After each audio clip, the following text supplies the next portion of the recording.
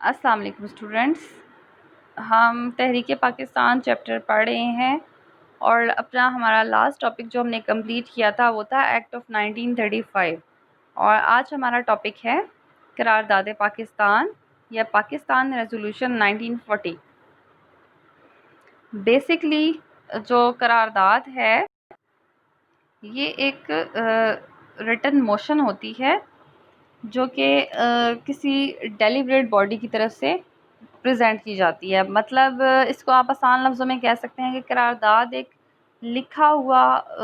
ہوتا ہے، تحریک ہوتی ہے۔ لکھی ہوئی تحریک کو ہم قرارداد کہتے ہیں، جس کو پیش کرنے والی کوئی سورسفل ادارہ ہو سکتا ہے، کوئی سورسفل باڈی ہو سکتی ہے، کوئی پولیٹیکل پارٹی ہو سکتی ہے، کوئی بھی ادارہ، کوئی تنظیم ہو سکتی ہے۔ تو جب بھی ہم کہتے ہیں کہ ایک قرارداد پیش کی گئی تو اس کا مطلب یہ ہوتا ہے کہ ایک ریٹن فارم میں کوئی تحریک پیش کی گئی،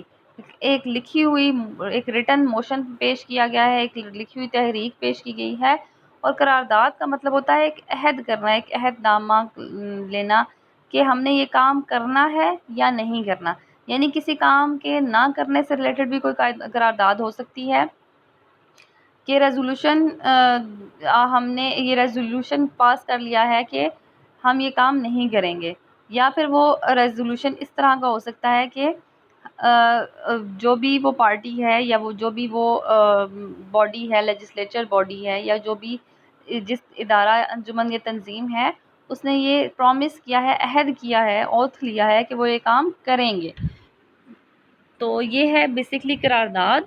یعنی قرارداد ہم ایک عہد نامے کو کہتے ہیں جو کسی بھی ایک ڈیلیبریٹو جو باڈی ہے اس کی طرف سے پیش کی جاتی ہے۔ اور قرارداد پاکستان کا جو مطلب ہے وہ یہ ہے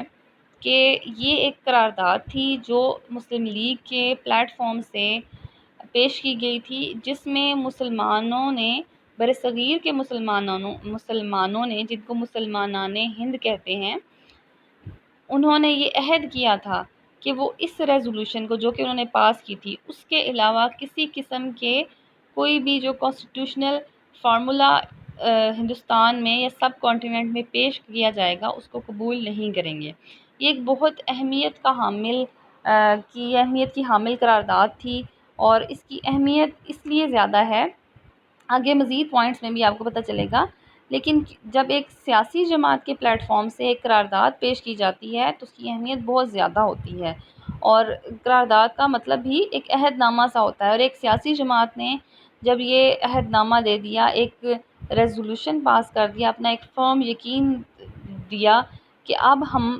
برصغیر کے اندر کسی بھی آئینی فارمولے کو قبول نہیں کریں گے جب تک کہ وہ ان پوائنٹس پر نہیں ہوگا جو کہ اس ریزولوشن میں بتائے گئے تھے۔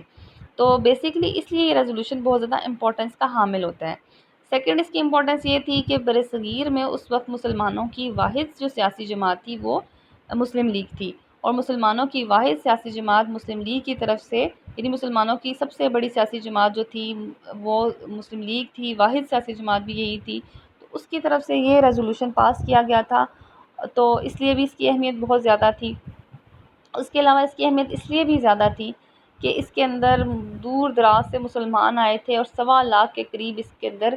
عام پبلک تھی جو شامل تھی، جو اس اجلاس میں شرکت کے لیے آئی تھی۔ تو یہ ایک بہت اہم اور بہت تاریخی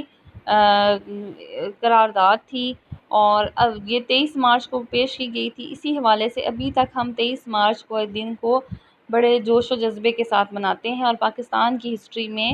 23 مارچ اور 14 اگست دونوں بہت اہمیت کے حامل ہیں۔ 23 مارچ ایک دن تھا جس دن جو برصغیر کے مسلمان تھے انہوں نے وعدہ کیا تھا کہ اب ہم برصغیر میں مسلمانوں کی الگ ریاست قائم کر کے رہیں گے۔ بیسکلی یہ قرارداد اسی سے ریلیٹڈ تھی کہ ایک وعدہ کیا گیا تھا ایک مسلمانوں کی سیاسی جماعت کے پلیٹ فارم سے کہ ہم مسلمانوں کے لیے ایک الگ سیاسی جماعت حاصل کر کے رہیں گے۔ اور 14 اگست اس لیے اہمیت کا حامل ہے کہ اس دن جو 23 مارچ کو ایک خواب دیکھا گیا تھا، یا 23 مارچ کو ایک خواب کو پورا کرنے کا عہد کیا گیا تھا،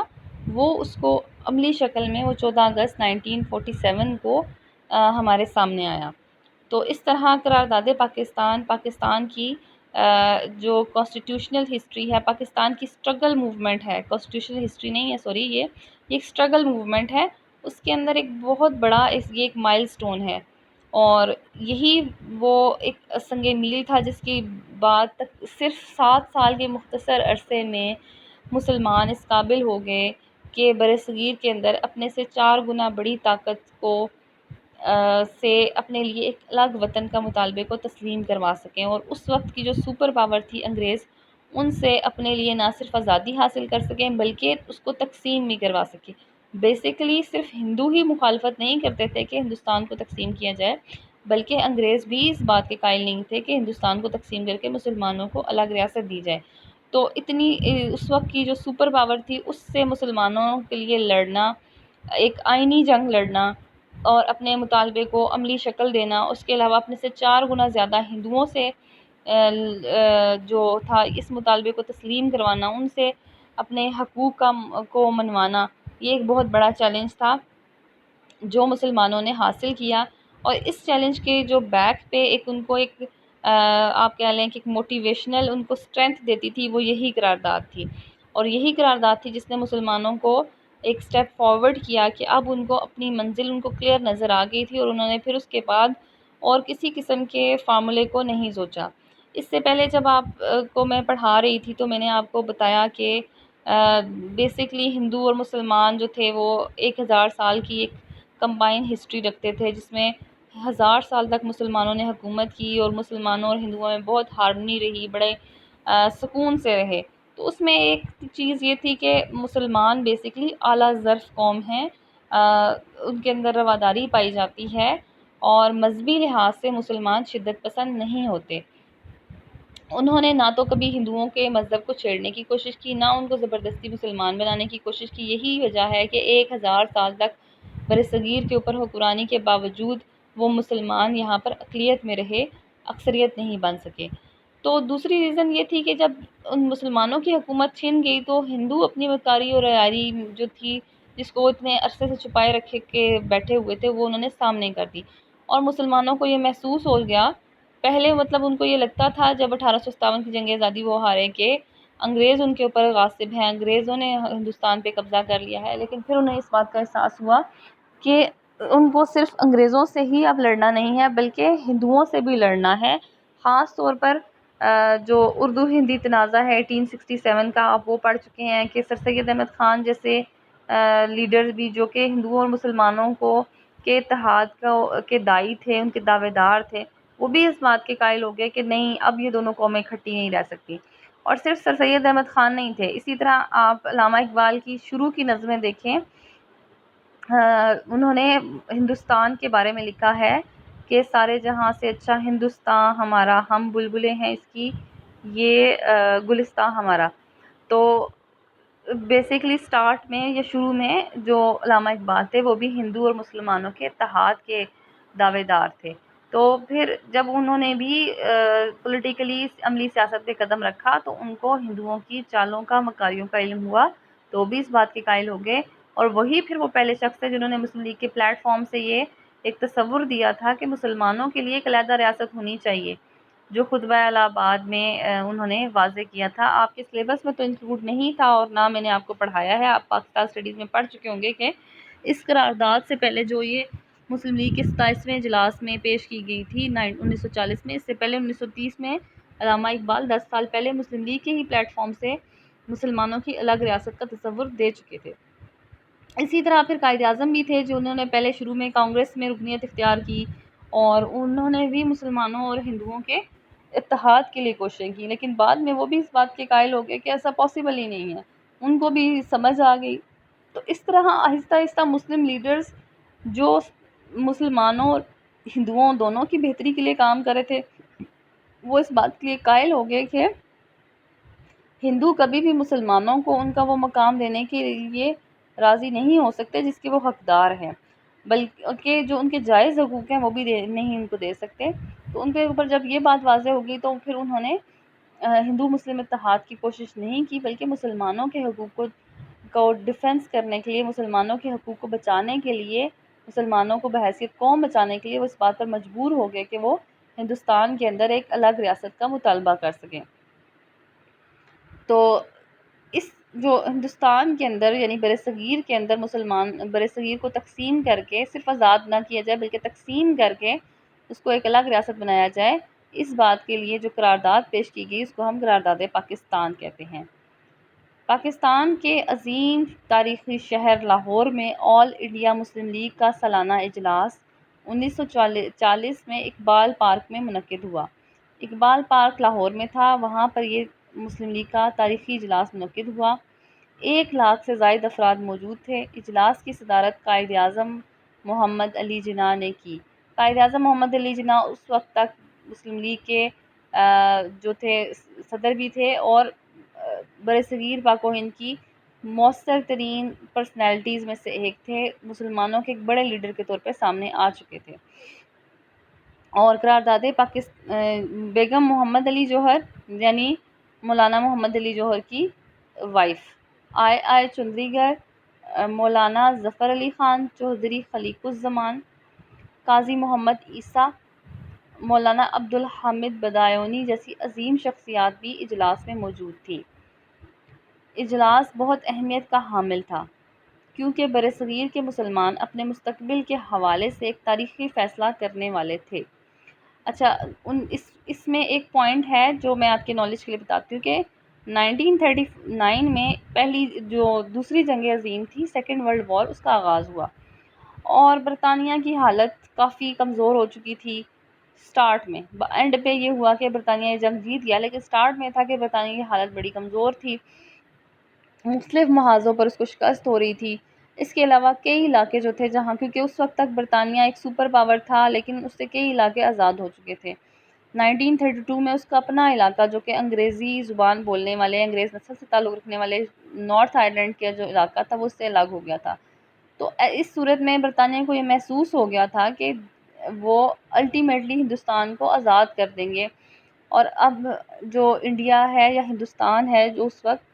برصغیر، وہ برطانیہ کے مزید قبضے میں نہیں رہ سکتا۔ تو انہوں نے اعلان بھی یہ کیا تھا کہ جنگ کے خاتمے پر ہم جو برصغیر ہے اس کو آزاد کر دیں گے۔ اس لیے مسلمانوں نے یہ قرارداد پیش کی کہ صرف آزاد نہ کریں بلکہ اس کو تقسیم بھی کر کے جائیں۔ اجلاس بہت اہمیت کا حامل تھا کیونکہ برصغیر کے مسلمان اپنے مستقبل کے حوالے سے ایک تاریخی فیصلہ کرنے والے تھے۔ اجلاس میں شیر بنگال مولوی فضل الحق نے قرارداد پیش کی۔ شیر بنگال ان کا لقب تھا اور یہ صوبہ بنگال سے تعلق رکھتے تھے۔ قرارداد کا پیش ہونا تھا کہ پورا پنڈال نعرہ تکبیر کے فلک شگاف نعروں سے گونج اٹھا۔ پنڈال کا مطلب پورا وہ جہاں مجمع تھا وہ نعرہ تکبیر کے فلک شگاف نعروں سے گونج اٹھا۔ فلک شگاف کا مطلب، لفظی مطلب تو یہی ہوتا ہے کہ آسمان تک جانے والی، یہاں پہ ہوگا بہت اونچی نعرے۔ قرارداد کو متفقہ طور پر منظور کر لیا گیا۔ برصغیر کے مسلمان اپنے لیے تحفظات مانگتے رہے تھے، کبھی جداگانہ نشستیں مانگی تو کبھی جداگانہ انتخابی طریقے کا مطالبہ کیا۔ کوئی بھی قدم مسلمانوں کو سیاسی اور قومی اعتبار سے مطمئن نہ کر سکا۔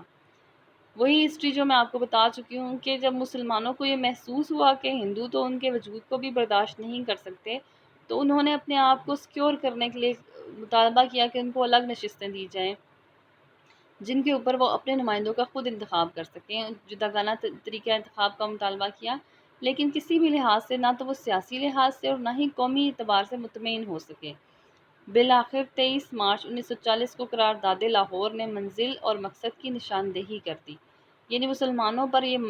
واضح ہو گیا کہ ان کی منزل اور ان کا مقصد کیا ہے۔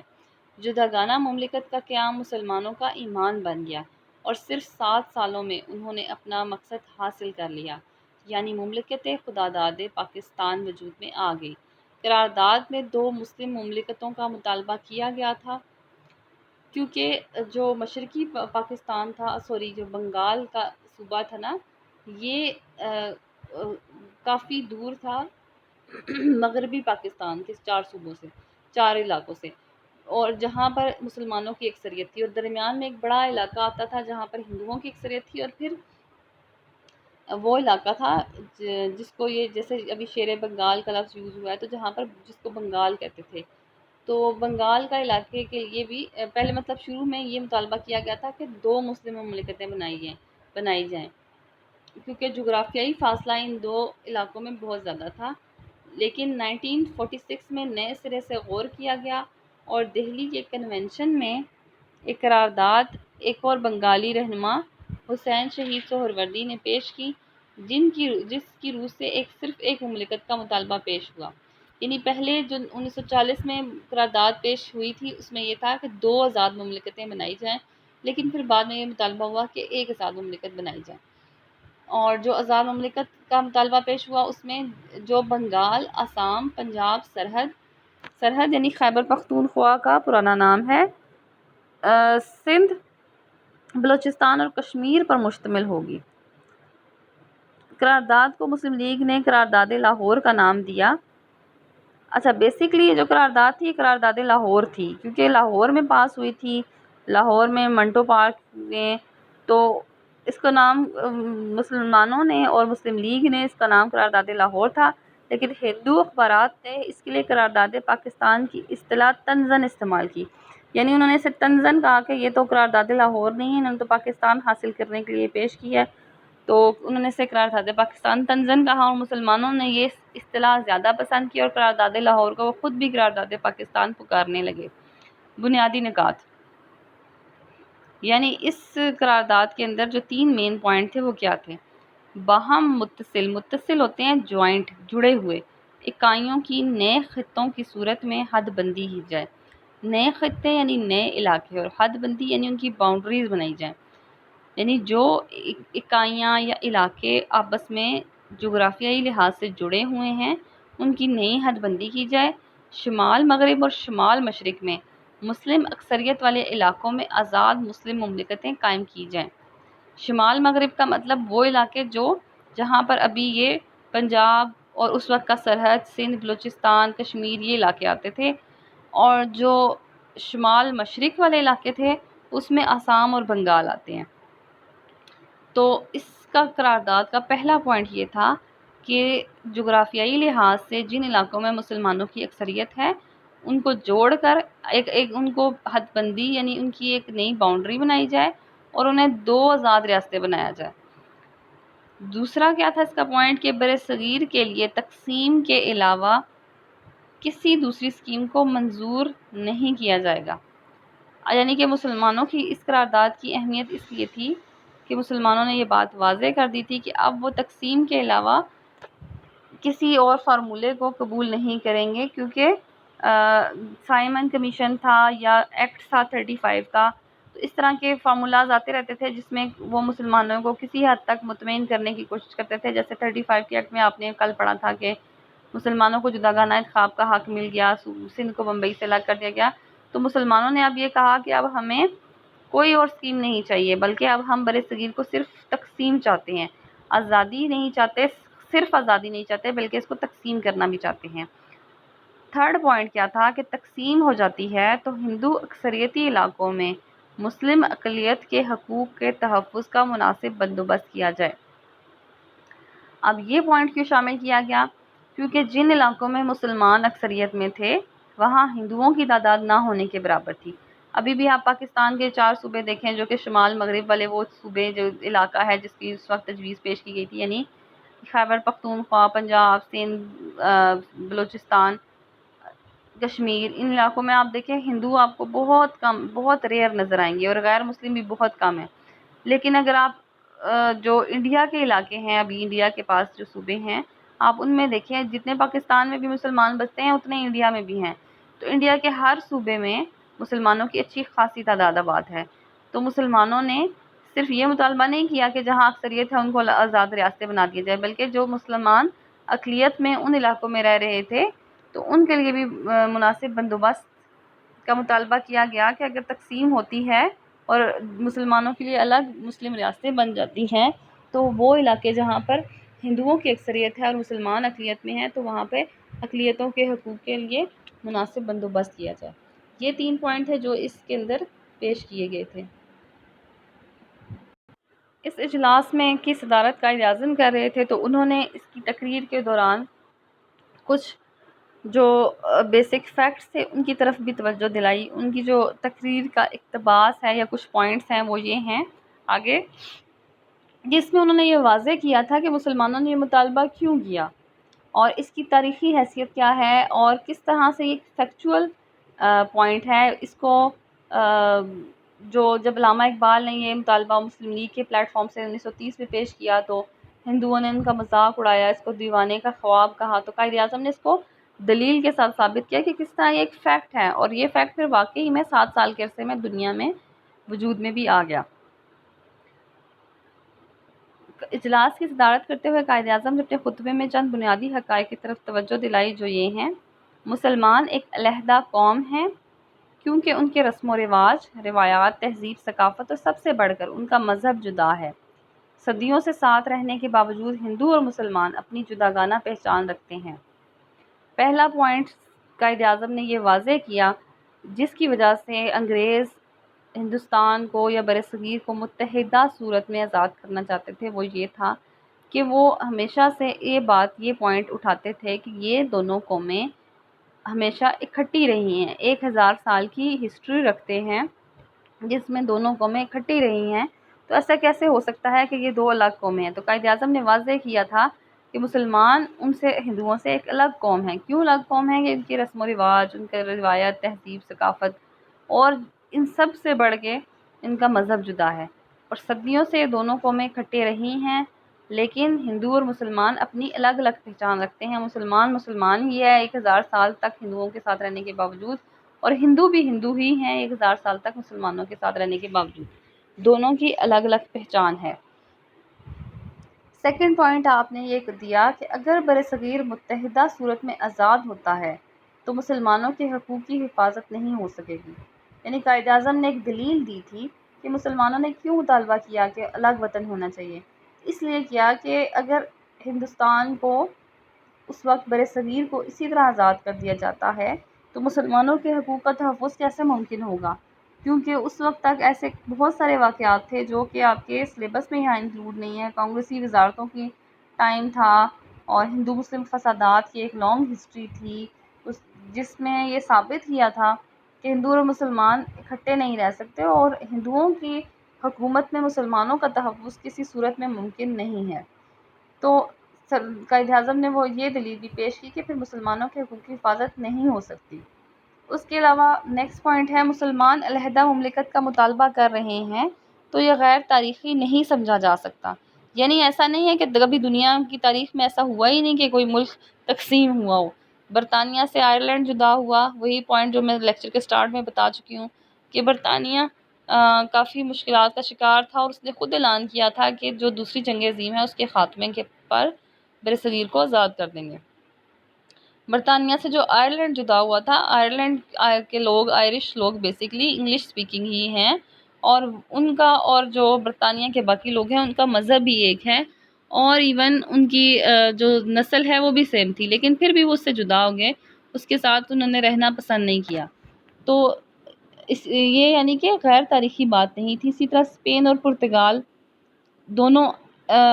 ایک ہی